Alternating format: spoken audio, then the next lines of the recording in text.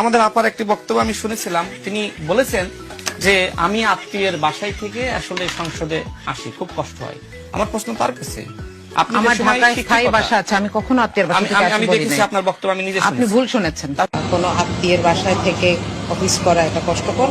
তো আমাদেরকে প্রতিশ্রুতি দেওয়া হয়েছে যে এটা যত দ্রুত সম্ভব সমাধানের চেষ্টা করা হবে।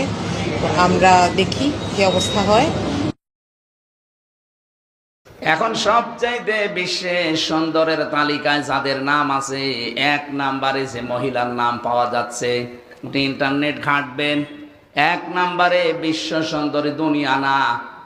257টা রাষ্ট্রের ভেতরে চেহারের এই কাটিংটা সবচাইতে সুন্দর যার।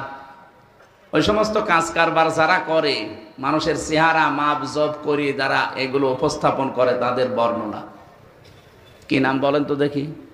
কেমন পড়াশোনা করেন বলেন? হুজুর তো আসমানে থাকে, বলতে পারবে না, আপনি তো পারবেন। কি নাম বললো? পরিমন। ওটা চেহারা হইল, আমার সাথে ছিল, আমার পাশের ছেলে ছিল, আদালতে আমি বহুবার দেখা হয়েছে। না, ওইটা না। রাশমিকা মান্দানা নাম শুনেছেন? রাশমিকা মান্দানা নাম শুনেছেন? রাশমিকা মান্দানা নাম শুনেছেন? চেহারার কাটিংয়ে এখন পৃথিবীতে 1 নম্বরে আছে। এই মহিলার দিকে একটু আল্লাহর নাম নিয়ে তাকাবেন, দেখেন তো কি সুন্দর করে আল্লাহ তারে বানিয়েছে। আমার বাবা, আমার দাদা যুদ্ধে শহীদ।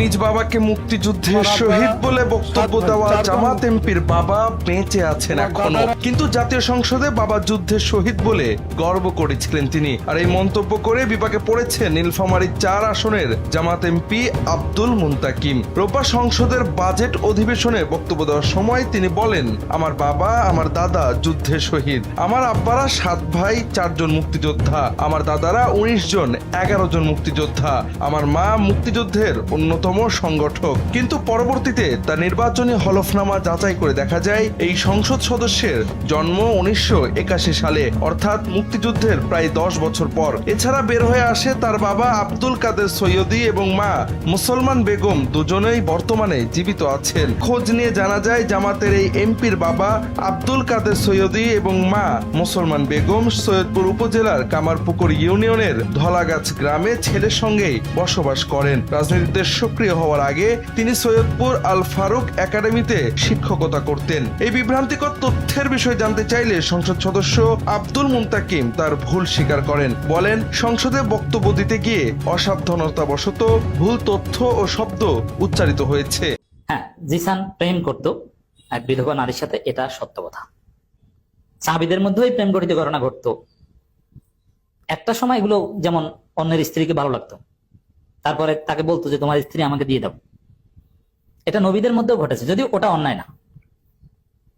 কিন্তু এই শিবির নেতা যে প্রেম করেছেন, এটা আইনের দৃষ্টিতে কোনো অন্যায় না, তবে ইসলামের দৃষ্টিতে ডেফিনেটলি অন্যায়।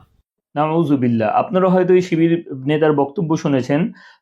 তার বক্তব্য হচ্ছে সাহাবায়ে কেরামের মাঝেও প্রেমজনিত ঘটনা ঘটতো এবং কারোর স্ত্রীকে ভালো লাগলে সে তাকে বিবাহের জন্য এরকম ভাবে প্রস্তাব দিত।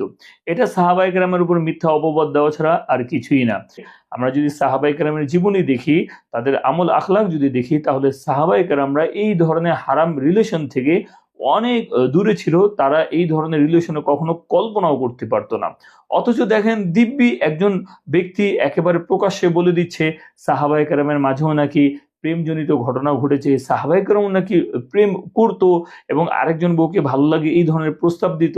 তো এটা সম্পূর্ণ সাহাবায়ে কেরামের সমালোচনা কিংবা তাদের শান মান মর্যাদাকে খাটো করার মতো একটা বক্তব্য, যেটা ইসলামী শরীয়তে কোনো মানুষের জন্য দেওয়া বৈধ নেই।